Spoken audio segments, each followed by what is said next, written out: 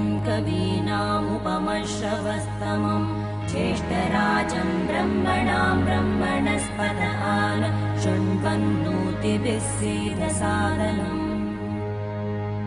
ॐ महागणपतये नमः।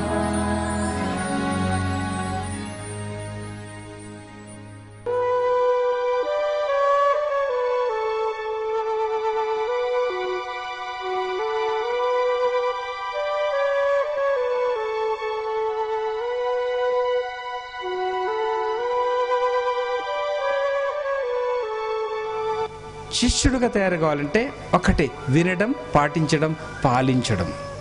పాటించడము మొదలు పెట్టాలి. అంతకంటే ముందు తల్లిని ప్రేమించాలి. తల్లి ప్రేమ ముందు అందుకోవాలి, తండ్రి ప్రేమ అందుకోవాలి, తర్వాత గురువు ప్రేమను అందుకోవాలి. సద్గురు దర్శనం అదే ముందుకు వస్తుంది. ఆయన దగ్గరికి మీరు పోయక్కర్లేదు, మీరు కూర్చుని దగ్గరికి వచ్చి పడుతుంది.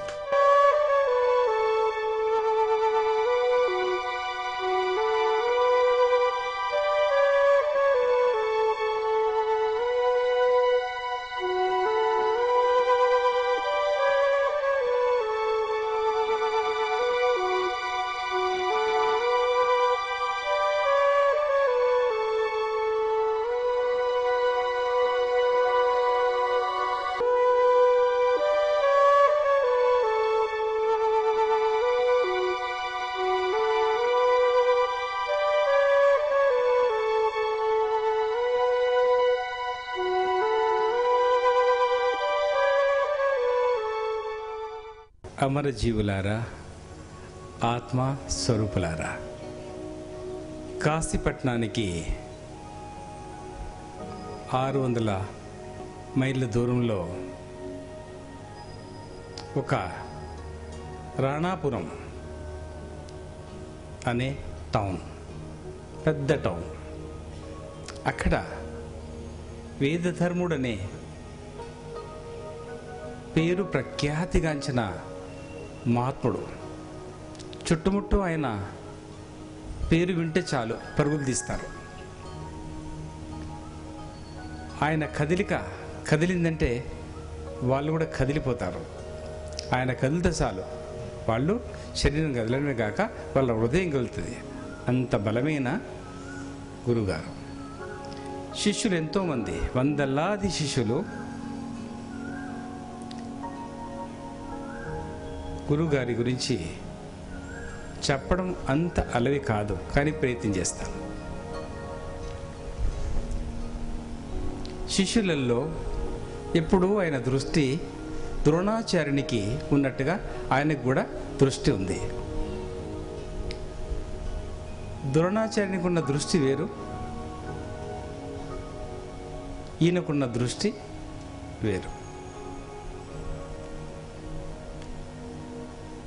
శిష్యులందరిని చూశాడు. వందలాది మంది అక్కడ, వేలాది మంది ఎన్నో స్థలాల్లో ఉన్నారు. లక్షలు మించవచ్చు. కానీ అందరిలో ఒక్క శిష్యుడే కనబడ్డట ఆయనకు. ఆయన పేరు దీపకుడు. ప్రేమతో పిలిచేవాడు, దీపా అని పిలిచేవాడట. దీపా ఇట్రా నాయన అంటే వేరే శిష్యులు మండిపడేవాళ్ళట, ఎండిపోయేవాళ్ళంట. దీపా దీపా దీపా అంటారేంటి అని. పాపం వాళ్ళ తప్పు కాదు, వాళ్ళకు కూడా కావాలి ప్రేమ. అది సముద్రం, క్షీర సముద్రం, పాలు కావాలి. అది తేనె, కొంచెం తేనె కావాలి. వాళ్ళు కూడా ప్రయత్నం చేసింది, కానీ అసాధ్యంగా మిగిలిపోయింది ఇతర శిష్యులకి.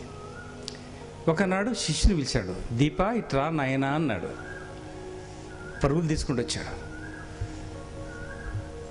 అర్ధగంట నా దగ్గర కూర్చున్నాడు. గురుదేవా, అర్ధగంట నాకు మీరిస్తున్నారా?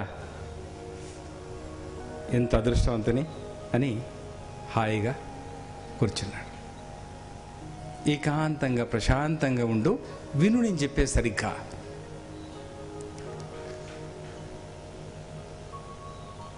మాతృదేవో భవ, పితృదేవో భవ, ఆచార్య దేవో భవ, అతిథి దేవో భవ అనేది చక్కగా పాటించగలిగినాను. అది నా గురువు అనుగ్రహం వల్ల చక్కగా నేను పాటించగలిగినాను. తల్లిదండ్రి సేవ చాలా చక్కగా చేసుకున్నాను అని నేను అనుకుంటున్నాను. నాకు తెలిసినంతవరకు అనుకుంటున్నాను, చక్కగా చేసినాను. 100% నా పాపకర్మలన్నీ వెళ్ళిపోయాయి. ఒక్కటి మిగిలింది, నాకు 10% పాపకర్మ మిగిలింది. నా వయసు ఇప్పుడు 40.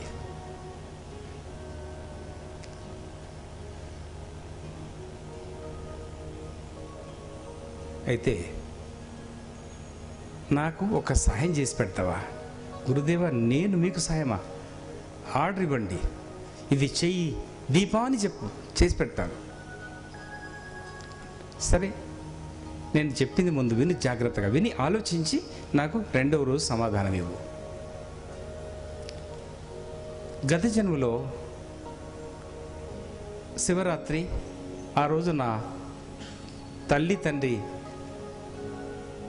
బలహీనమైన వాళ్ళు, చేతగాని వాళ్ళు, అందులు కూడా వాళ్ళకి పండ్లు కావాలి, మరి వ్రతం వదలాలి, పండ్లు కావాలి. ఊరంతా తిరిగాను, ఎక్కడ నాకు భిక్ష దొరకలే.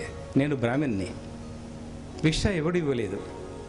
పండ్లు తెంపుకోవాలంటే చెట్టుని ఎక్కడ ఇవ్వడం లేదు, చెట్టు దగ్గరికి వెళ్ళనివ్వడం లేదు, అందరూ కాపలు కాశారు. అప్పుడు ఒక ఆలోచన తట్టింది. గడ్డి ఆమె ఉంది, ఇక్కడ గడ్డితో పెరిచింది ఒక ఆమె ఉంది, దాన్ని గడ్డి ఆమె అంటారు. గడ్డితో పెరిచింది, మూటలు మూటలు మూటలు, కుప్పలు కుప్పలుగా పెద్దగా ఉంది. దాన్ని కాక చిన్నగా ఉంది పక్కకి, దాన్ని అంట పెడితే తోటలో ఉన్న వాళ్ళందరూ అక్కడికి పరిగెత్తారు. అప్పుడు నేను పండ్లు తీసుకెళ్ళవచ్చు అని నాకు ఆలోచన పుట్టింది. అది నా గురువుగారు చెప్పారు అంటాడు. తగలబెట్టాను, పండ్లు కోసుకున్నాను, అందరూ వెళ్ళిపోయారు. మరి గడ్డాం పక్కకు ఒక ఇల్లు ఉంది, ఇంట్లో 2 వృద్ధ దంపతులు కాలి మాడి పోయి చచ్చిపోయారు. అదే పాపము నన్ను ఈరోజు వెంబడిస్తుంది. కానీ నా తల్లిదండ్రికి మాత్రం వ్రతం భంగం కాకుండా చక్కగా పనులను అందించగలిగాను. అది నాకు తృప్తి ఉంది. కానీ ఈ పాపం ఎలా భరించాలి? ఈ పాపము మొదలైంది. ఈ పాపము మొదలైందంటే నడవడం మొదలుపెట్టింది. ఇప్పటిదాకా స్పృహలో ఉండే, పండుకునే, నిద్రలో ఉండే, నిద్రావస్థలో ఉండే, నిద్రపోతుండేది. ఇప్పుడు మేలుకుంది. మేలుకొని నా దిక్కు నడవడానికి మొదలుపెట్టింది. రావడానికి ఇంకా కొద్ది దినాలు మాత్రమే మిగిలింది. నువ్వు నాకు సాయం చేసి పెడతావా అంటాడు. మళ్ళా గురుదేవా మీరు అట్లా అడగండి, కానీ చిన్న వయసు, బలమైన వాడవు, మరి నువ్వు పెళ్లి చేసుకోదగిన వాడవు, మరి బ్రహ్మచారి వద్దంటే కూడా వినలేదు, బ్రహ్మచారిగా పదవి స్వీకరించావు, తీసుకున్నావు, ఓ స్థితికి ఎదిగావు. కానీ నీకు మించిన శిష్యుడు నాకు కనబడలేదు, నువ్వు మాత్రమే నాకు సాయం చేయగలవు, చెప్పండి గురువుగారు అంటాడు. చెప్తాను విను. నాకు కుష్టి జోకడానికి కొద్ది రోజులుంది. కుష్టి వ్యాధి, లెప్రసీ వ్యాధి రావడానికి కొద్ది రోజులుంది. దుర్గంధంతో నా శరీరం కూడిపోతుంది, వాసనతో కూడిపోతుంది.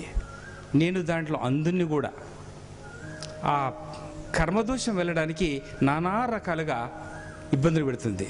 తల్లికి గర్భవేదన ఏ ప్రకారంగా ఉంటుందో, పిండం ఏ ప్రకారంగా బయటికి రావడానికి ముందు ఎంత బాధపడుతుందో, ఎంత అల్లరి చేస్తుందో, ఎంత కోప ఆవేశంతో మునిగిపోతుందో, ఎన్ని తిట్లు తిరుగుతుందో చుట్టుముట్టు వారిని, ఎంతమంది బాధపడతారో అన్ని బాధలు అనుభవించడానికి నేను సిద్ధంగా ఉన్నాను. కానీ ఇంత మంచి శిష్యుడు దొరికినాక నువ్వు, నేను ఇది ఈ జన్మ కడుకోకపోతే నేను 30 జన్మలు అనుభవించాలి నాయనా, ఇది నాకు సాయం చేసి పెట్టు. సాయం అనకండి గురుగారు, సెలవు ఇయ్యండి అన్నారు. ఇంతేనా? కానీ చాలా జాగ్రత్తగా ఉండాలి సుమా. ఒక్కపారు ఆలోచించు. ఇసుక్కోవద్దు, కసురుకోవద్దు, కోపం అసలే రావద్దు, గులుకోవద్దు, కానీ నన్ను విడిచి వదిలిపోవద్దు. ఆ శక్తి నా మీద ఆలిన తర్వాత, ఆ కర్మ నన్ను పీడించినప్పుడు నేను ఎలా ప్రవర్తిస్తున్నావు నాకే తెలియదు సుమా. చేయగలవా? ఒకసారి ఆలోచించు. రేపు కాదు స్వామి, ఈ రోజే సిద్ధము.